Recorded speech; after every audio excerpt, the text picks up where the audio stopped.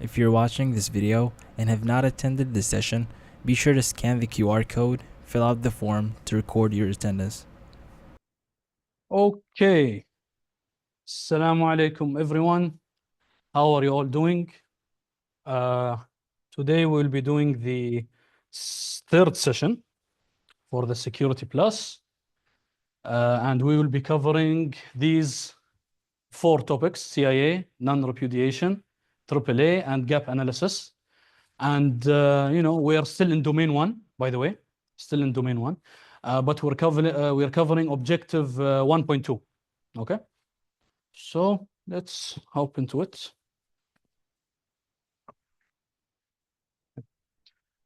Okay. So this is our agenda for today. Like I said, we'll be covering the CIA and specifically the CIA Triad. Okay. And why is it important? And non-repudiation, and why do we need it, actually? And what is the AAA model, right? So I think maybe most of these things are new to you guys, I'm assuming, right? CIA, maybe not so much. And how and where we will use the AAA model. What is gap analysis and what does it accomplish? Then, like or similarly to the previous session, I will cover 5 knowledge check questions to test if you guys understood all of this, inshallah. So let's go ahead. Okay, so just for your information, this is what I'm covering today.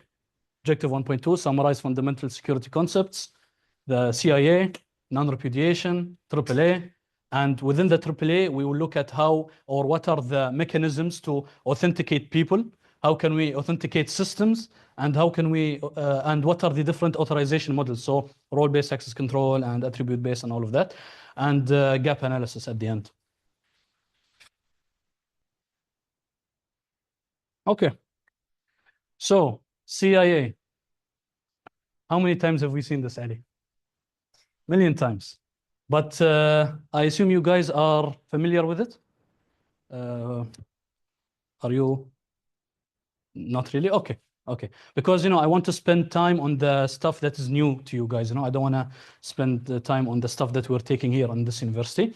But since you're not familiar with it, so the CIA, basically, these are 3 metrics that are used by cybersecurity professionals to figure out, are we actually doing our job, right? So confidentiality, if you know what that word means, it means basically we are restricting access to certain data, certain systems, certain networks, and we are only allowing authorized people to access the data. And now, for example, integrity. What is integrity? We are preventing the unauthorized modification. So, for example, if I am the only one who is allowed to modify the slide, then I am maintaining the actual integrity by restricting access to this slide, so only I can modify it, for example. And obviously the last one, availability. So maintaining the data and allowing people 24/7 access to the data, to the systems, to the networks, all of that.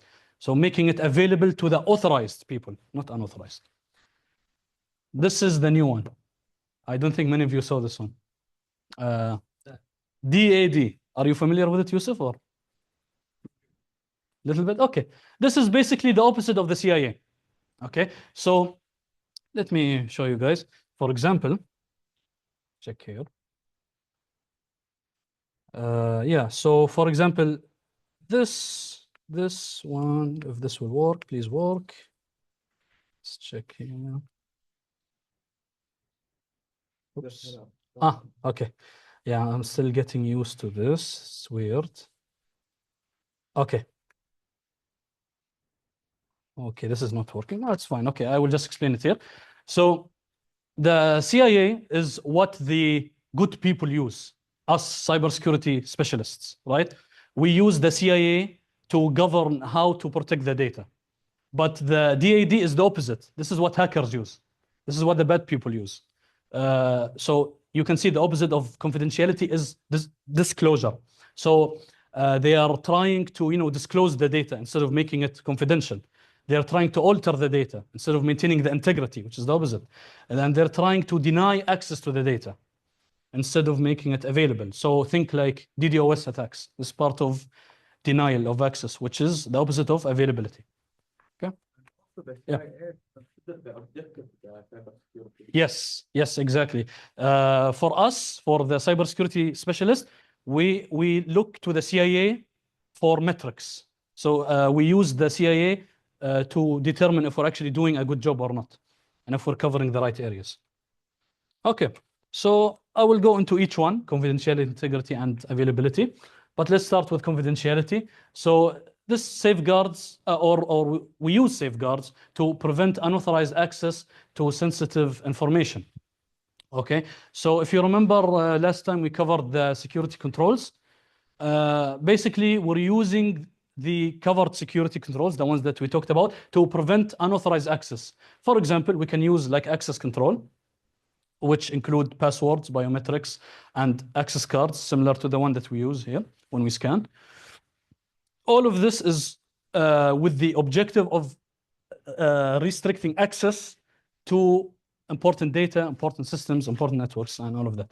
And obviously, there's something else that we can use also to secure our communication. So think, for example, when you type www.amazon.com, for example, we're using secure protocols to, you can say, like encrypt our data that's traveling through the web. Okay, and these protocols are used in conjunction or in addition with HTTP, right? So we can use SSL/TLS. Now, SSL is the older version of TLS. Yeah, and TLS is the newer version, right? It stands for Transport Layer Security, and this stands for Secure Socket Layer. And basically, we're using these protocols to prevent data interception. So think like man-in-the-middle attacks. So when you have party A communicating with party B, we use these security protocols to prevent someone in the middle, the hacker, to intercept our data and to read our data, because it will be encrypted. And obviously, it doesn't have to be technical controls. We can also use, what type of control is that, by the way? I'm testing your previous knowledge. No.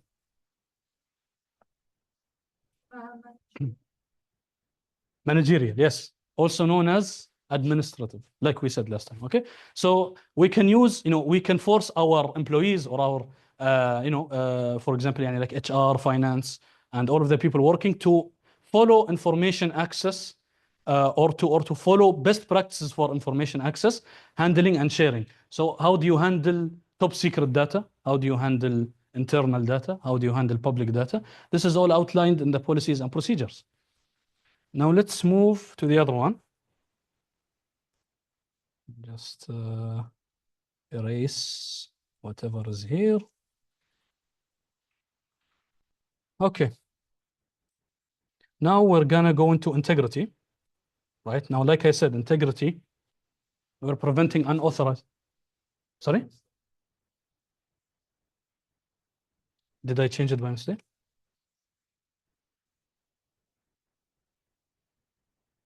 Thank you. Thank you, Yusuf. Okay. I was wondering why are we talking about hash functions now? Okay.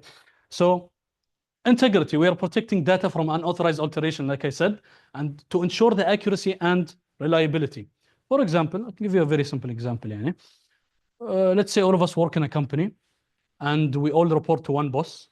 Okay. Now, this boss, he's going to give us orders. He's going to give us tasks to do. Now, how do we make sure that these tasks have not been tampered with?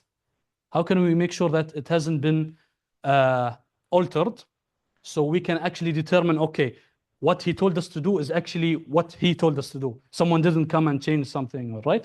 So this is maintaining integrity, right? And integrity involves three parts. So we are trying to maintain the data accuracy, data consistency, and data trustworthiness. So making sure the data is correct, it hasn't been tampered with, making sure it is consistent, right?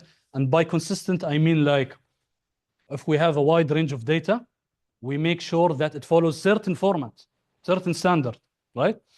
And data trustworthiness, like I said, if something is coming from the senior management, I want to guarantee, and also the guy giving the orders wants to guarantee that whatever document he wants to send down will not be tampered with. This is data trustworthiness, ensuring the reliability of data. And obviously, we can achieve integrity through three, mostly these three different mechanisms. So we can use, for example, checksums. Do you know what checksums is? Checksums. You guys know? You guys are always quiet, but I think you always have the answers.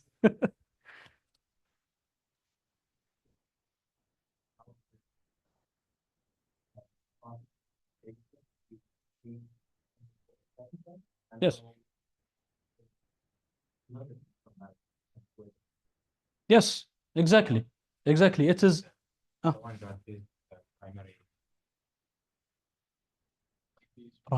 What do you mean? Like I don't know, I'm not sure if it's the same, but if you have the primary number, Prime number, you mean? prime, Okay. it's possible to have it accepted with two specific numbers. So you need these two specific numbers to know the number that you use it as a hash or as a lock. Okay, so you're moving into asymmetric encryption. This is what you're talking about, right? Say car, and let's say we have two inputs. The first one was car, and the second one was car, but with S. So if you put car, it will give let's say a different algorithm for the hash function.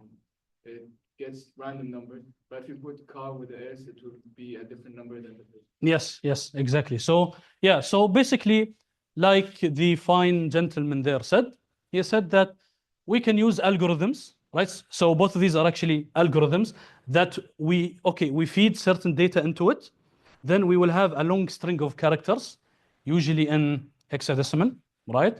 Actually, we will go into hash functions later, but basically we are trying to check, okay, was the data that was sent the same as the data that we received, right? So basically, going to my previous example, the boss will feed, for example, the whatever file he wants to send. He will feed it into a hash function to produce certain unique value that only correspond to this data.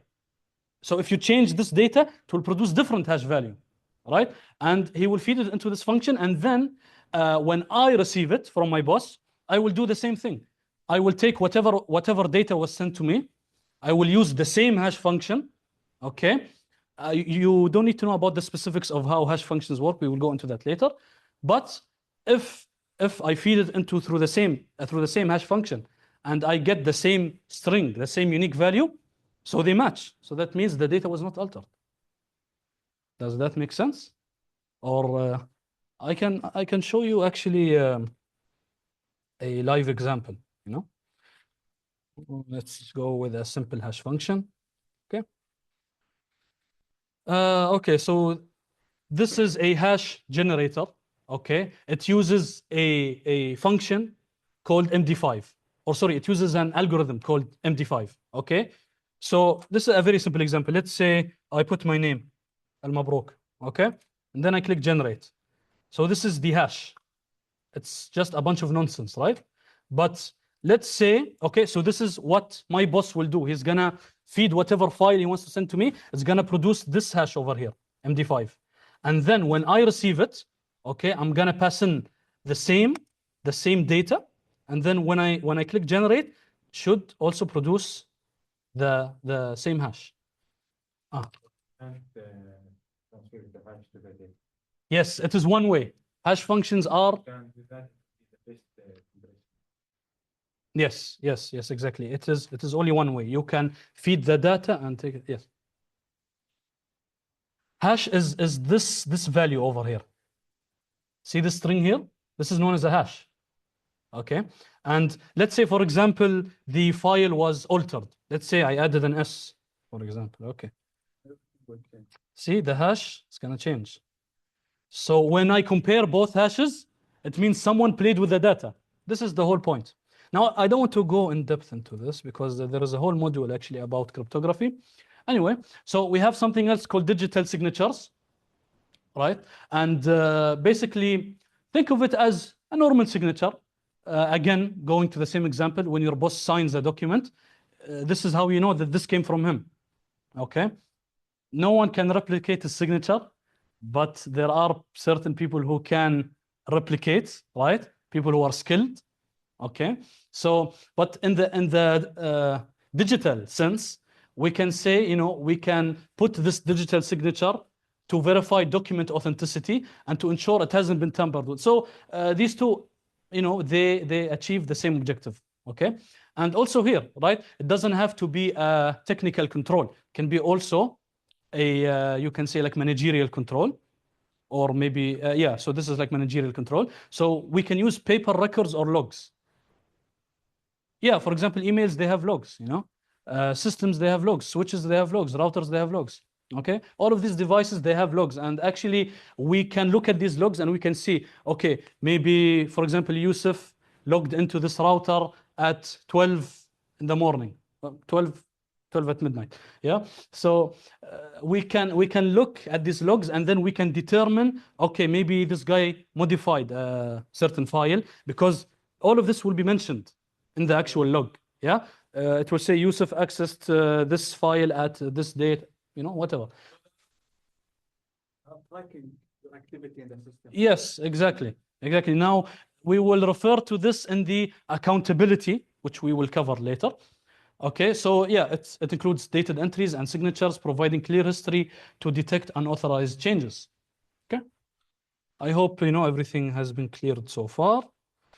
And we move to the last CIA metric, which is availability, right? So when we mention availability, like I said, we want to ensure the data is available 24/7 to the authorized people, right? So we can say data systems and services are accessible when needed by authorized users. And certain examples of availability, we can say, for example, having redundancy, having backup, like you said, Ali. And, for example, if you want to back up your system, want to back up your laptop, you are ensuring availability. What if your laptop breaks? What if you don't have access to your data? At least you have a backup. So you have a hard drive, right? You back it up to a hard drive. We have something called data mirroring. Do you guys know what's the difference between data backup and data mirroring?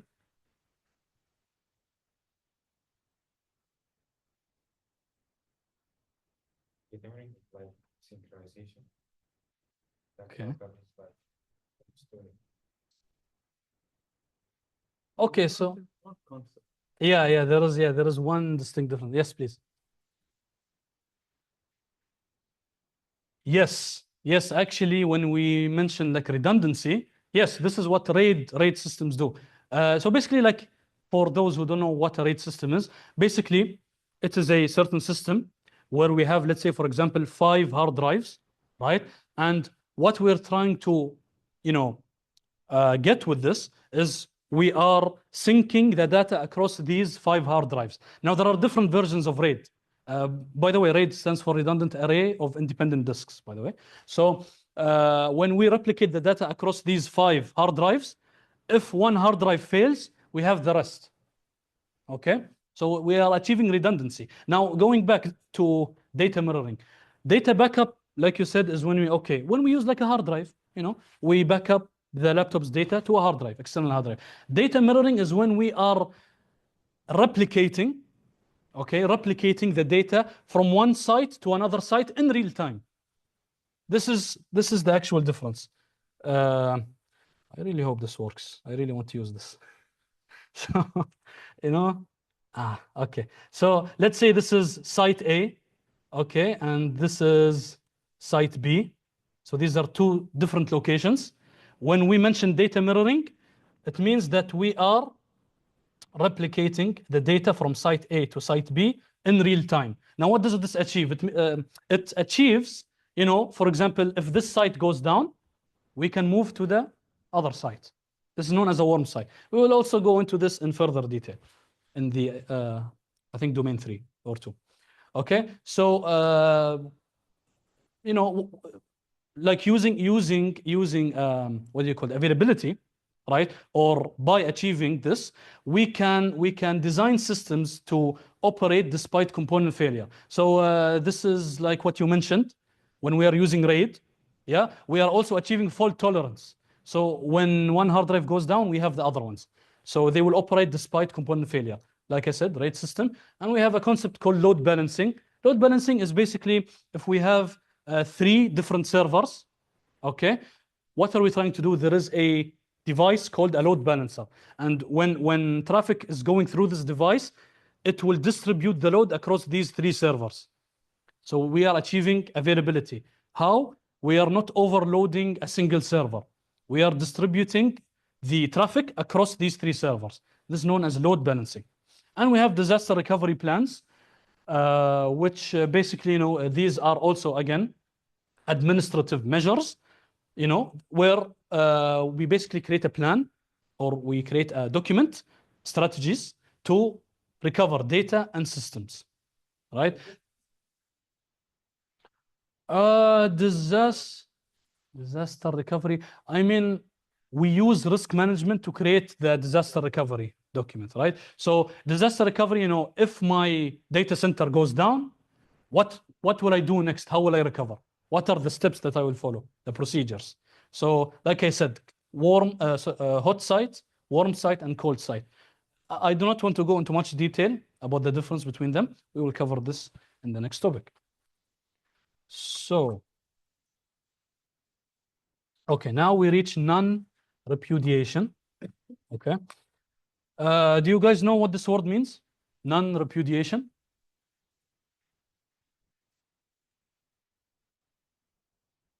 What do you think, guys? It's a bit of a long word, but yeah. So, non-repudiation. Basically, what does this mean? When I send a message to someone, okay, let's say to someone called Yusuf. I'm sorry, I use you a lot as an example, yeah. Okay. So if I send a certain email to Yusuf, okay, then basically non-repudiation is a way of ensuring that I cannot deny what I did. So we can achieve this using logs, like what we mentioned before, right? يعني خلاص, if I send an email to Yusuf and then this will be recorded in the logs, right? So when it is recorded, this is known as non-repudiation. So later down the line, when I come and deny that I sent him an email, I cannot do that. It's in the logs, right? Yeah, so basically ensuring that you cannot deny your actions or messages in a system. Now, this can be achieved using digital signatures also, right? So like I said, I'm going to cover that also later. But yeah, you can guarantee authenticity of the message, making sure that it is authentic, that it is reliable and accurate, via cryptographically binding users to their digital actions or data. So digital signatures. When I send an email to Yusuf, I will, you can say, and like attach my own digital signature. So this is unique to me. No one can replicate my own digital signature. And then when Mr. Yusuf receives this, okay, he's going to verify that digital signature to check, okay, is this digital signature actually Al-Mabruk's digital signature or not? So this is how we ensure also non-repudiation. So when he verifies it, yes. Please.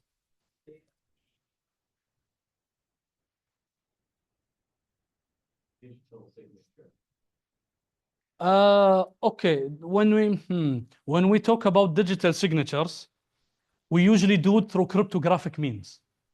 Okay, so because you can spoof my, like email address, you can spoof my phone number. So, but when we use cryptographic algorithms, it makes it that much harder because you will have to break the actual algorithm or you will have to recover the secret key, right? So I hope this answers your question. Yeah.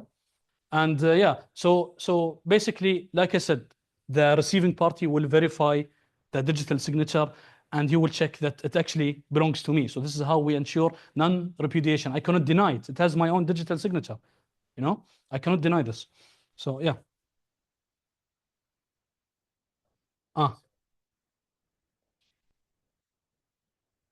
Blockchain. Yeah, blockchain actually does. Well, what is blockchain? Now this is a bit advanced. But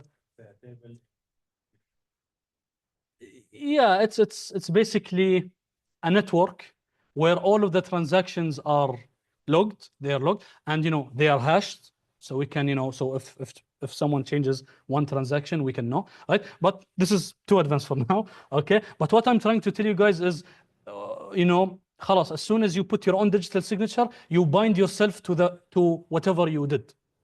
You cannot deny it. This is non-repudiation. And this ensures accountability. Now, if I know that you are the guy who sent that email, and let's say that you sent not good stuff, for example, we can take you to the court of law, and we can charge you with, with like whatever you did. So this is used in a legal context for legal validity. Because خلاص, we know that this digital signature belongs to you, right? So yeah, so this provides proof of origin, so where this came from, and transaction authenticity, which is what blockchain does also, right? It makes sure that each transaction is unique, basically using the hash and using other cryptographic algorithms. Now this is a simple diagram. Okay, let me try to illustrate this for you. Come on. Yeah, this is okay. Make sure it works. Okay, so basically, okay, let's say this is me, the originator, the guy who's going to send the message. Okay, now this is my message here. Okay, this is my message here, and basically, let's say the message is a file. So I'm going to take this file, right? I'm going to put it through a hash function, the one that you guys saw earlier. But obviously, we're going to use a stronger algorithm because MD5, it's not really used for digital signatures anymore. So basically, you don't need to know about this process now. Just leave this for later. But I'm going to apply my signature to the message. And then basically, when Yusuf receives it, let's say Yusuf is party B, he's the recipient. And when he receives it, basically, how will I know that he received it? By him sending me a proof of receipt. So basically, Yusuf will tell me, okay, don't worry, I did receive your message, and this is the proof that I received your message, which might be through digital signature validation, right? Yeah, so this is a simple non-repudiation scheme. This is the high-level overview. We will go into the specifics later on about how to generate the digital signature, asymmetric encryption, symmetric, this is all, this is covered later. Now I want to go into AAA. Now, AAA, have you guys heard of this before?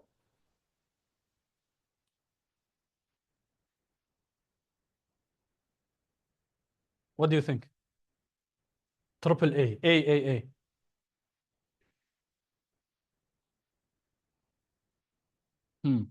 Okay. AAA. Now, what is this? Now, when you take the network security course, which is in the third year, this is widely used in networking. We have something called the AAA server. But before we go into that, what is AAA? What does it stand for? Authentication, authorization, and accounting. So authentication, what is authentication? We're trying to verify who you are, right? Either we're trying to verify a user, trying to verify a device, or an entity, any entity, okay? So we are trying to, make sure that you are who you say you are before we give you access. This is authentication. Now we have 5 types of authentication. Something you know. What is something you know? Username, password, whatever, PIN, credit card PIN number, whatever. Credentials, we call them credentials. Something you have, so your phone number, your phone, and for example, a security token, ID, something you have, something you physically have, possession-based also. By the way, this is also known as something, something you know is also known as knowledge-based. Something you have is also known as possession-based, right? Something you are. Something you are. What is it, Yusuf? Fingerprint, Face ID, retina scan, iris scan. All of that is, you know, comes under something you are, something you physically are, you know, hand, sometimes palm ID. I think that's also something. And somewhere you are. So you might be in Mexico, you might be in the US, you know, you might be in any country. And let's say, for example, I run a business and I want to make sure that because I know my customers are from Europe, I'm going to restrict access to only the range of public IP addresses that is in Europe. So this is known as an IP allow list, when we only restrict access via IP addresses. Because what is an IP? An IP address is just a location. It's a you can say like identifier of where you physically are. Yani if you're in the US, the US has certain range of public IP addresses. So this is how you know that you live in the US, for example. But obviously all of this is spoofable. Yani you can spoof your own IP address. Huh? Yeah, VPN, exactly. Yani. Exactly, yeah. Obviously, if we use only one of them, let's say, for example, we only use something you know, but we don't use the rest, then this is not good. Because the best form of security when we want to authenticate someone is to use the combination of all authentication factors, right? Because if we use only one, let's say I use my radio frequency ID badge, the one that I swipe with, you can clone it. You can clone it. This is called as RFID frequency cloning, right? So, but when we use, okay, you need to put your username and password. You need to put something you have. Oh, sorry, you need to swipe your card, I mean. You need to put your fingerprint. You need to, you know, validate your IP address. I'll just come to your question. And then, as a fifth factor, something you do. Something you do. So a specific behavioral characteristic. No, like for example, how fast you type. How fast you type. And how fast you type between keystrokes. What is the time taken to type, for example, the letter A and then the letter B? This is, you know. Yeah, because look, because let's say, okay, let's say, for example, I want to configure this now, something you do. How do I know how fast you type? I will bring you in, I will tell you, just type this sentence normally or type this paragraph. Then based on that, I will get the average typing speed of Yusuf. Let's say it's, for example, the average typing speed of typing one sentence. 3 seconds, let's say. I don't know, okay? So now I have that baseline. I know that Yusuf's average typing speed is 3 seconds. Now, if there's someone who tries to log in as Yusuf and his typing speed is 10 seconds, then I know then this is usually not him. You know? Always we use multiple authentication factors. So you guys there are good? Everything good? Okay. Yeah. When we use multiple authentication factors, by the way, Mr. Muhammad, the time will finish, so I'm gonna start a. Yeah. Yeah, because we also have like the knowledge check questions. Yeah. Thank you so much. It's okay. Yeah. So when we use multiple authentication factors, this is known as multi-factor authentication. Okay. This is known as multi-factor authentication when we combine multiple factors for enhanced security. Now we can either authenticate people or we can authenticate systems, right? So authenticating people is, like I said, biometric ID, knowledge based, like using credentials, and multi-factor using the other factors that we covered, or you know. So this is for people. This is authenticating people. But when we authenticate systems, it's a whole different story. Now for systems, we can use something known as digital certificates. You guys know what that is? Digital certificates. Yeah, so what do you think? Yes, exactly. Websites, they have digital certificates. Because if I type in www.amazon.com and I want to make sure that the web server or the website that I'm reaching out to is actually amazon.com, then, you know, I will check the digital certificates. Okay. Actually, let me show you. when we, let's say, for example, I don't know, it's UDST. Okay.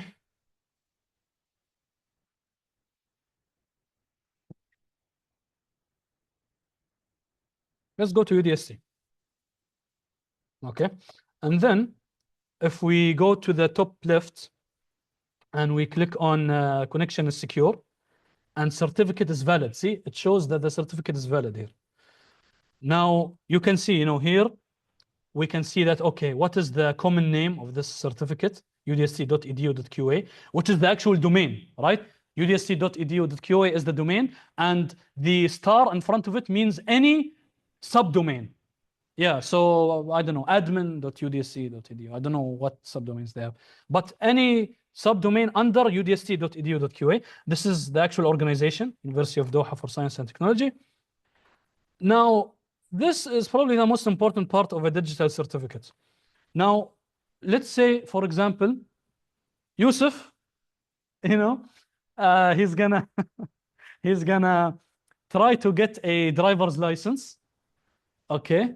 And when he tries to get a driver's license, obviously he's gonna go through the training, he's gonna do the final exam, everything, okay? Then who issues that actual card? Ministry of Interior, right? And specifically the traffic department, yeah? Or traffic subdivision, whatever.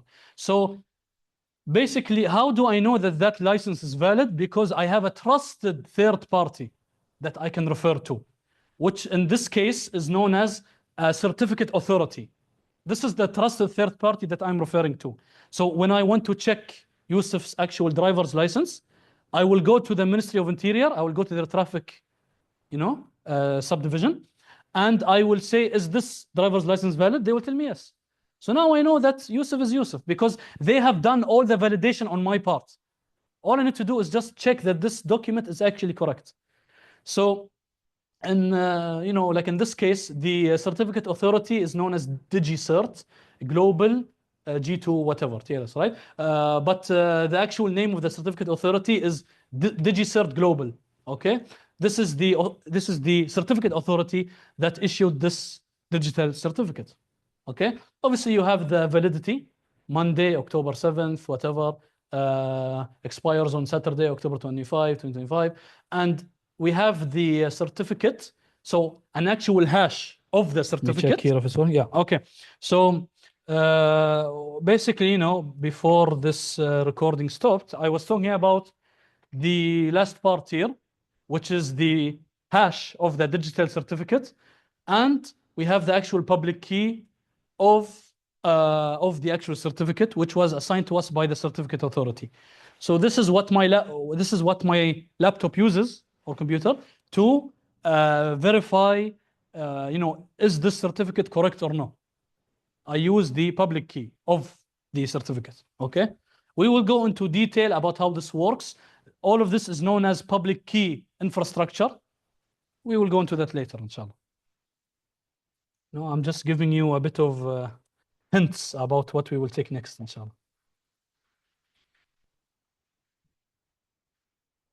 Yeah, okay. Let's go back to our slides. Yeah, so like I said, authenticating systems, we use digital certificates, we use IP allow lists. Like I said, if you want to restrict a certain geographical region using IP addresses, we use IP allow lists. Allow lists.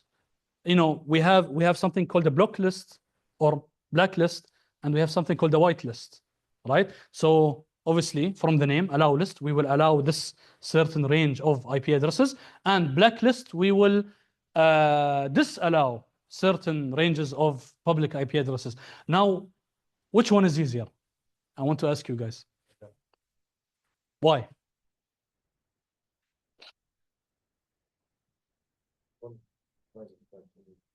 Mm.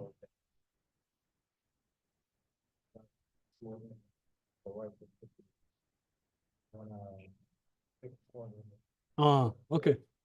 Why IP allow list is much easier than Yeah, like which one is easier to maintain?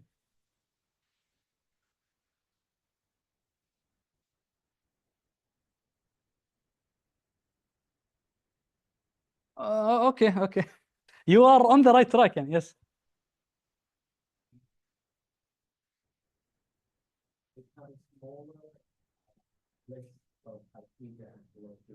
Yes. Spot on. Spot on. يعني, how many public IP addresses do we have? يعني? Have a lot, يعني, right? Because you know, as you know, the يعني, like IPv4 addresses, they are limited. They are limited, right? You will take this in networking, specifically one, but you know, because we have such you know, such a wide range of IPv4 addresses, right? If I know who's going to connect to my server and from which geographic region, using an IP allow list is easier, because if I use a blacklist, I will have to block every single IP address except for the ones that I want to allow, which is too much. Yeah. So we use an allow list. Yeah, and we have something called MAC address filtering. You guys know what a MAC address is, right? Unique address for the device. Ah, yes.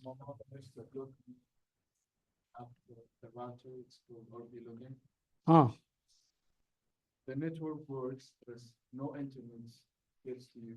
Ah, okay. She blocks me from the device until I went to YouTube and found out that if I change my MAC address, I'm adding a new device to the network, so I connect to it. Ah, so you found a way to.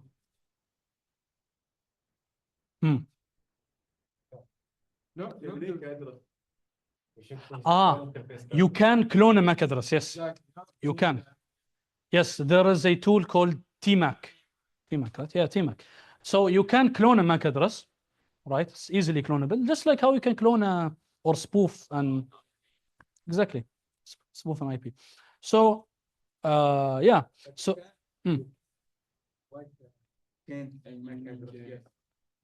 okay, and clone. we know your meaning, but it's a cloning. Yeah, because the MAC address is generated for each device, so it is unique by the vendor. Yes, exactly. So, for example, like HP, when they did this or when they designed this computer, they assigned it a unique MAC address. So you can clone the MAC address, or you can clone another MAC address to replace it with the one that you currently have now, but you cannot change the actual original one. You know, this specific MAC address will be binded to this specific desktop. Okay, so because of this, we can use something called MAC address filtering, similar to an IP allow list and an IP blacklist. We can allow certain MAC addresses to connect to our Wi-Fi network, and we can disallow certain, you know, MAC addresses. So yeah, these are ways of authenticating systems. Now, the last A in the AAA model is authorization. Now, when I tell you that you are authorized to do something, what does this mean? You have access, you have privileges, you have permissions. What you have. Sometimes when you get a file, you can only read it. Yes, yes. You can have the... Exactly. These are permissions. Yes, exactly. Yeah. So basically, what we're trying to do here is after we identify the user, you know, after he authenticates into our system, then that user has specific rights and privileges. Okay. So we are establishing user rights and privileges within a system. And for each unique user, we are giving him certain permissions. You can write to this file. You can write to this other file. You can write, read, and execute to the third file. You know, so we are assigning permissions, basically. Yes, so like, for example, on Windows, we have like user groups. And yes, also, yes. Also in Linux, yeah. So yeah, so like, for example, I can create a group, call it like HR, and then I put 5 specific employees there. And then this, not the users, the role itself, which is the actual human resources role, we assign permissions to that role. And then the people inside that group will take those permissions. This is known as role-based access control, RBAC, role-based access control. So yeah, so basically, we can also implement access control lists to enforce authorization rules. Okay, so if you remember in the last lecture in session 2, I talked about file access control list and network access control list. So the file access control list is exactly what you said. For example, like on Windows, we can restrict a certain file to certain users or certain groups.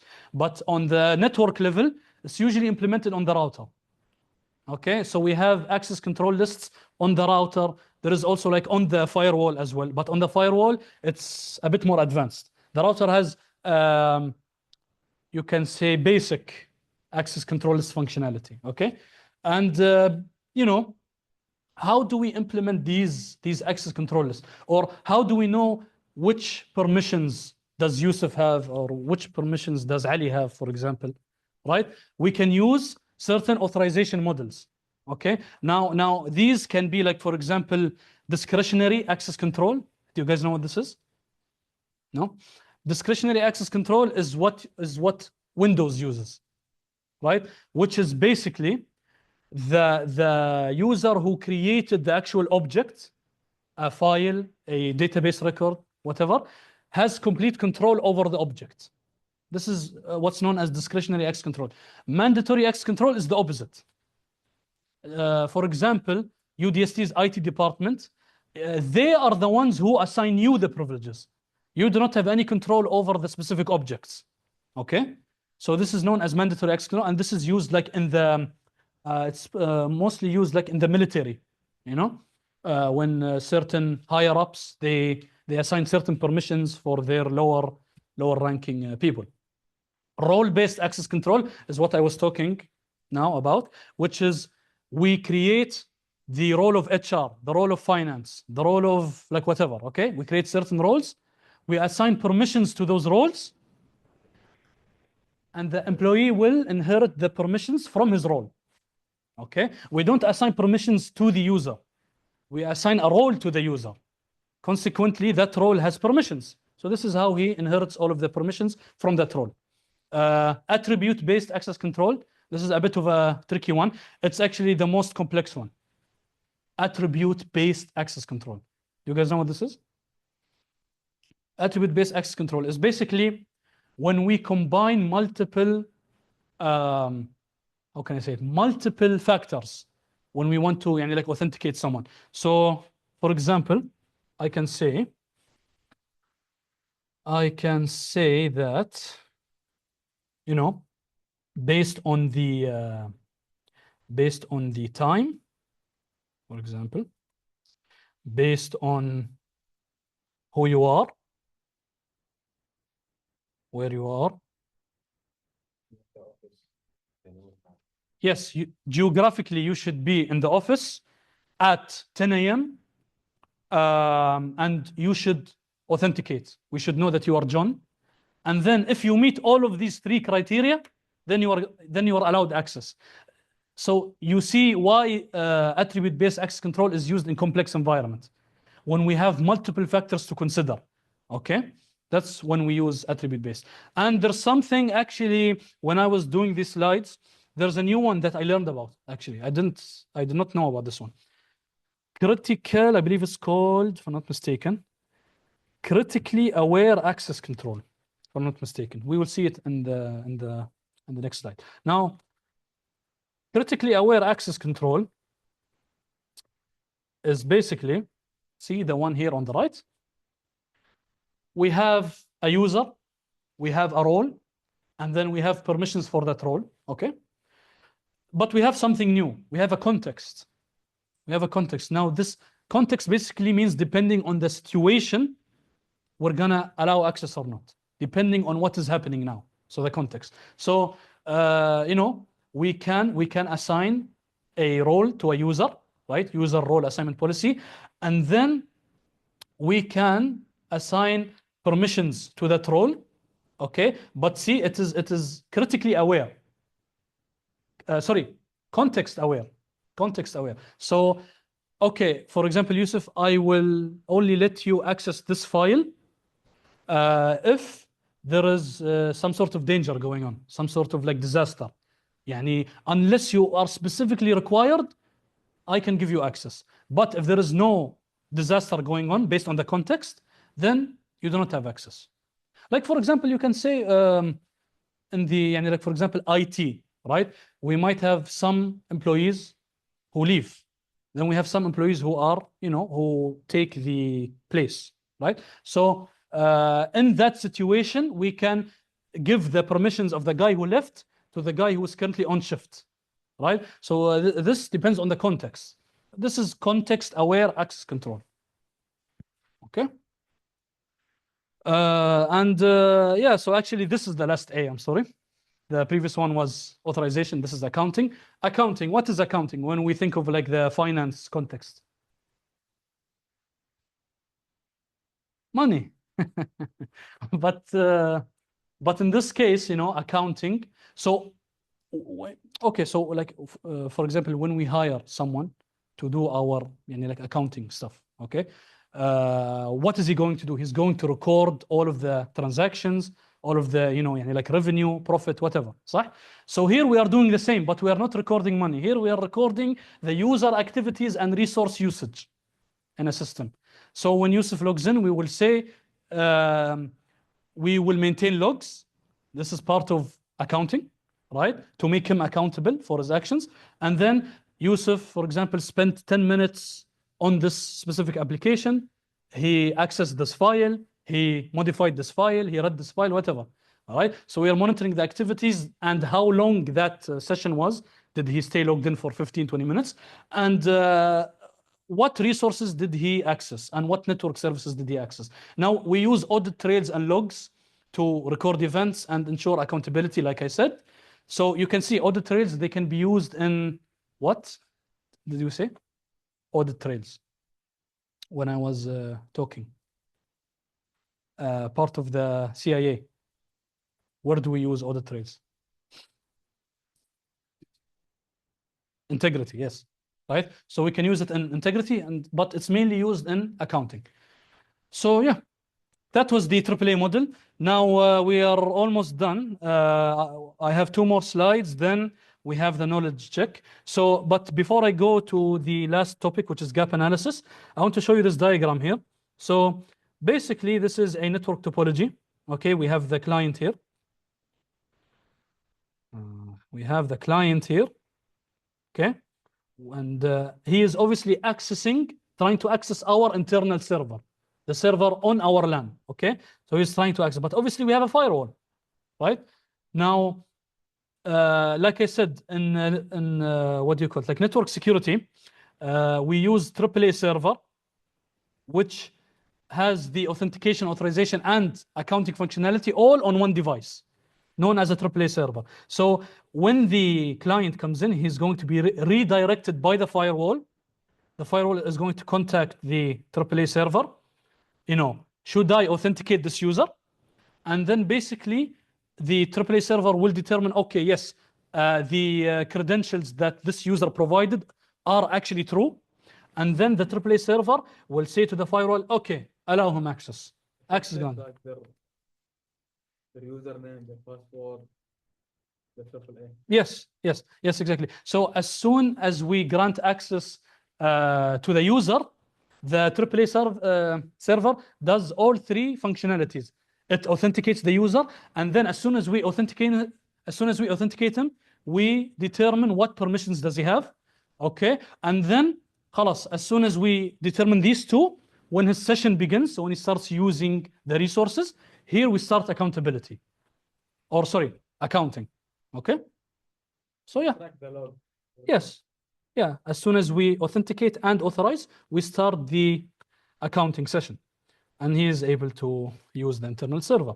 So I hope this is clear, inshallah. Yeah. Okay, I am aware that we have 5 minutes, so let me wrap this up. Okay.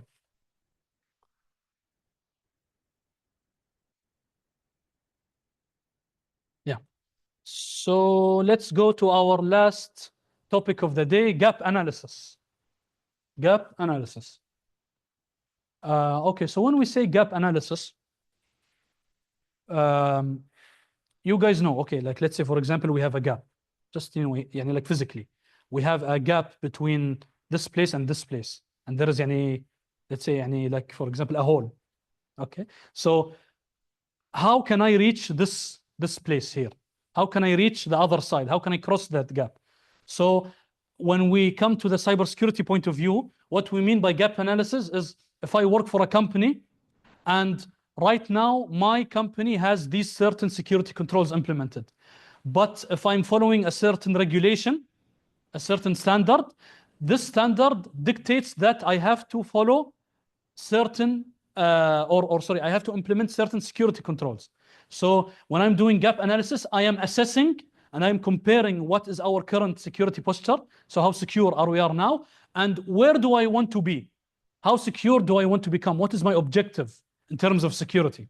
Okay, so comparing current security posture with standards or requirements. So this involves 3 steps. Step number 1, current state identification. Like I said, if we are in a company, we determine what security controls do we have currently, mapping out existing security controls. What are the policies do we have? Are they effective? Are they not effective? And what are the specific measures, right? And then what is my target? It's like you saying, for example, last semester I got a D, this semester I want to get an A. So what is that gap that I need to bridge? What should I do extra to reach that A? Which is our target state determination. And what do we do in this level? We define security goals, okay, based on the standards and the regulations and the organizational objectives. And then once we know where do we go, we identify the differences between my current state and the target. So the differences is what I should improve to get to my target security posture. Okay? And obviously I will improve these areas that need improvement. And to conclude, the CIA Triad, this is the most important thing: confidentiality, integrity, and availability, because the whole Security Plus course is based on the CIA. Basically, anything that we do will be based on this. Authentication, authorization, and accounting. This is a framework or a model that we use to regulate who can access our network or system or data. What are you allowed to do with it? And how can we make sure that you are accountable? This is the AAA.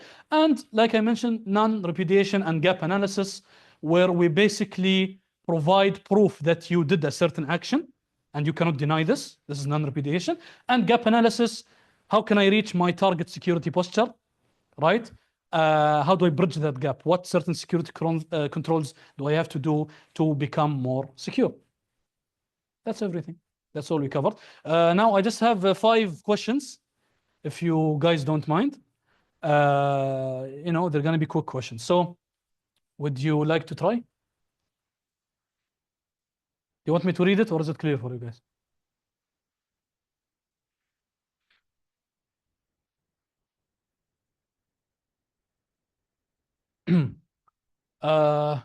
A company encrypts its sensitive emails to ensure that only the intended recipient can read them. Encrypts.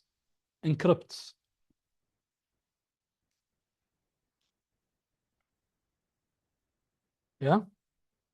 So yeah. So we are encrypting the data, and we want to make sure that only the someone who we know wants to get that. So what are we doing? We are maintaining what? When we use encryption.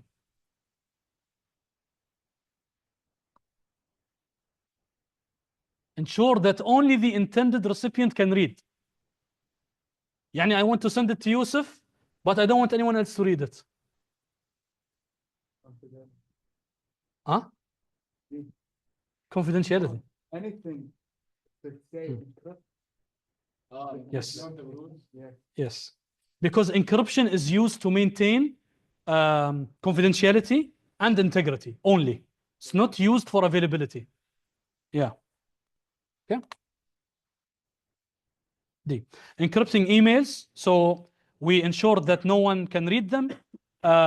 specifically unauthorized individual, and we use this to protect the confidentiality of the information. Integrity is, we are making sure that no one can modify it. Availability focuses on making sure the data is accessible, and authorization is granting permissions. It has nothing to do with confidentiality.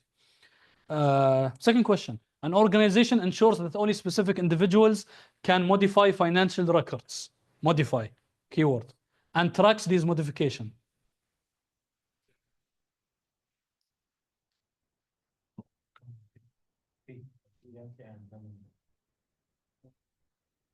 Security and accounting.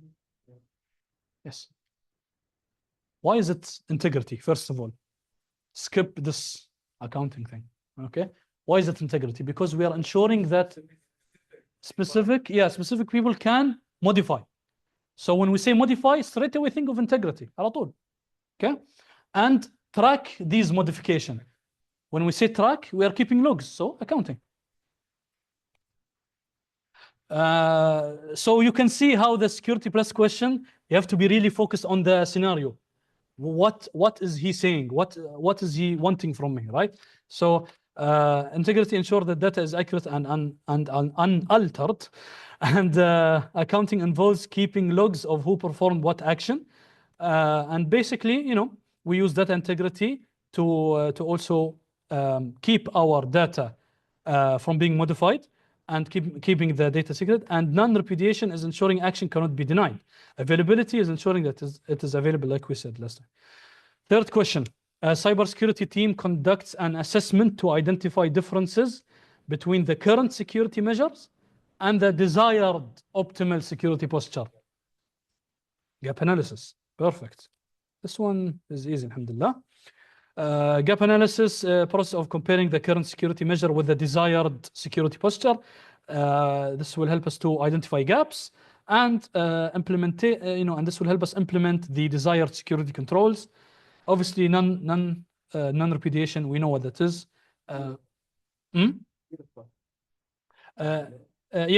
Zero trust implementation is about establishing security model based on strict verification. This will be our next topic, by the way. Zero trust. Yeah, I need you guys to focus on that next topic, please. Because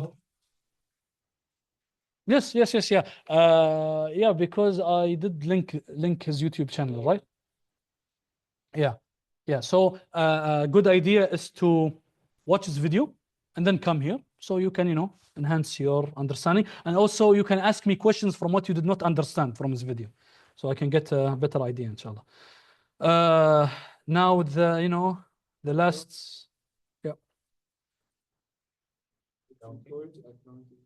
automatically logs all user activity, providing detailed record of who accessed what resource and when.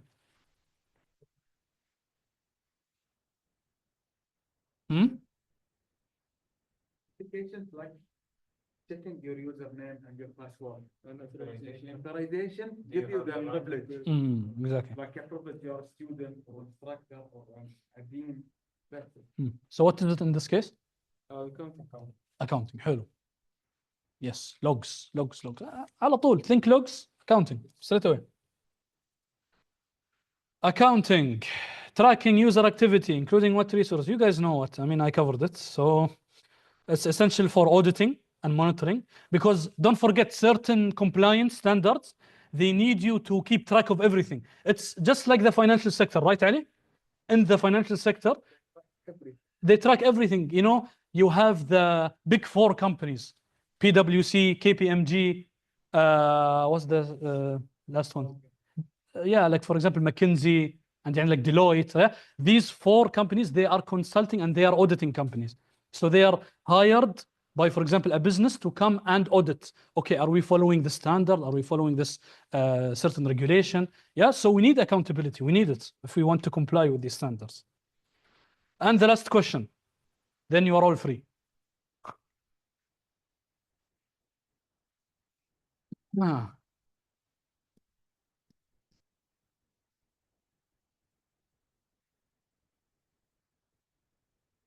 A network security admin needs to ensure the confidentiality and integrity. Data encryption. It's not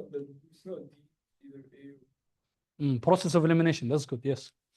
during transmission over the internet. Which cryptographic solution?